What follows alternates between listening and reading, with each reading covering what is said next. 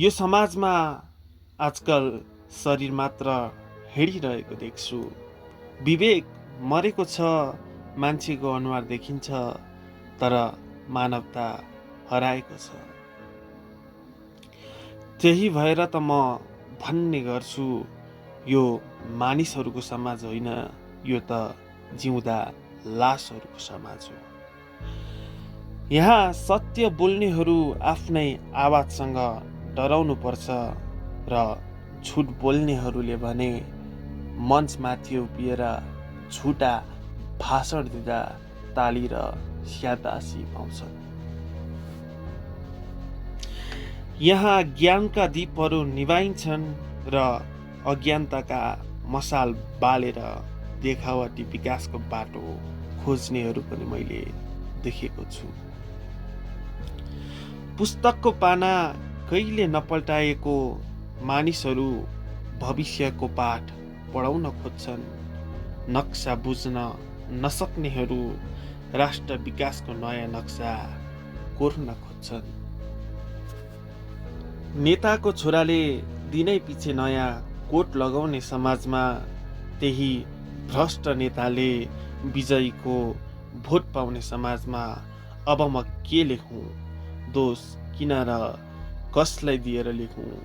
कि सत्य र इमान्दार को भनेर लेखुँ?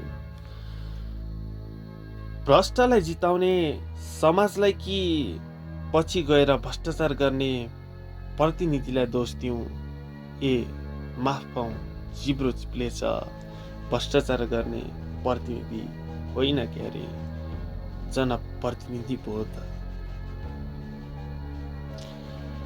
त्यसै भनेको होइन मैले, यहाँ सक्षम हातहरू बेरोजगार भएर गल्ली गल्लीमा भौतारी रहन्छन्, तर असक्षम आवाजहरू सत्तामा बसेर निर्णय सुनाउँछन्।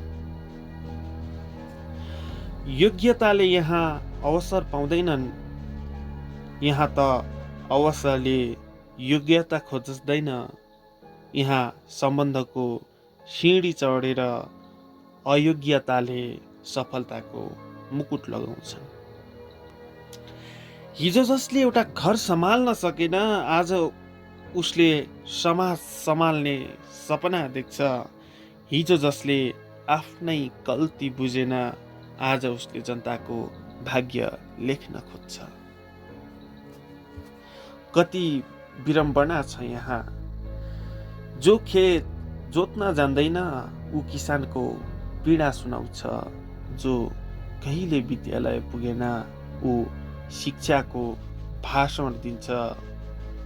जो अस्पतालको लाइनमा कहिले उभिएन, ऊ स्वास्थ्य सुधारको प्रतिज्ञा गर्छ।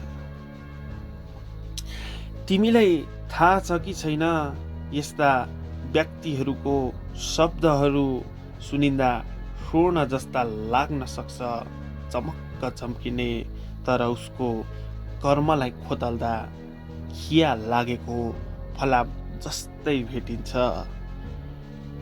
आज यो समाजमा प्रश्न मरेको छ, झुटा उत्तरहरू मात्र बाँचेको देख्छु।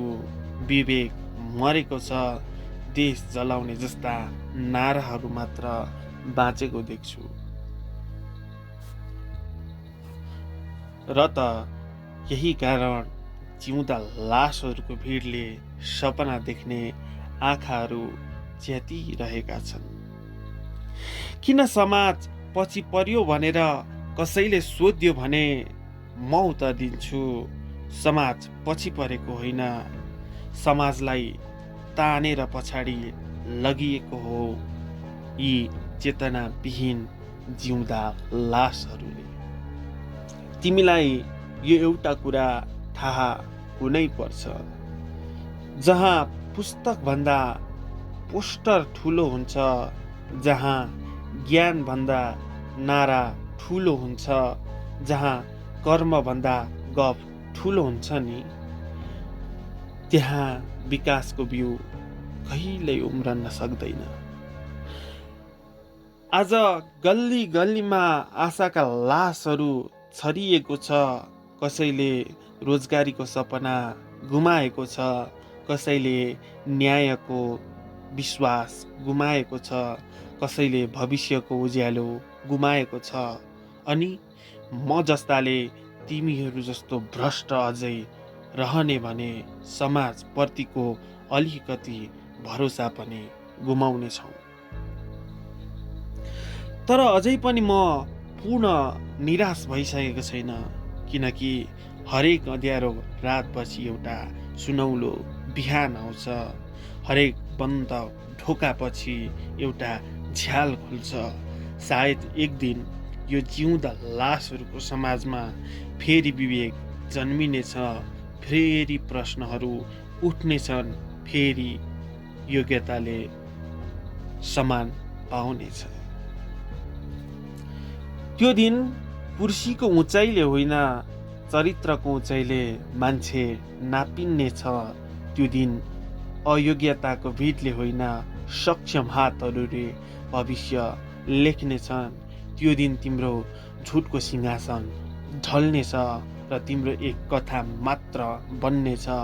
एउटा समय यस्तो पनि थियो जहाँ जिउँदा लासहरूले शासन गर्थे, तर केही जागेका आत्माहरूले फेरि समाजलाई जीवित बनाएर आज यतिको बनाएको छ भनेर। त्यो दिनसम्म म लेखिरहनेछु, सत्यको पक्षमा उभिरहनेछु, किनकि लासहरू पो बोल्न सक्दैनन्, तर जीवित चेतना भएकाहरू त बोल्नुपर्छ भन्ने थाहा छ मलाई। र जबसम्म मेरो चेतना जीवित छ, त्यो दिनसम्म आशा जीवित रहनेछ। त्यसैले म फेरि भन्छु, अहिलेको यो जिउँदा लासहरूको समाज हो। यहाँ धेरै शरीर बाँचेको छ, तर विवेक, इमान र उत्तरदायित्व धेरै अघि मरिसकेको छ।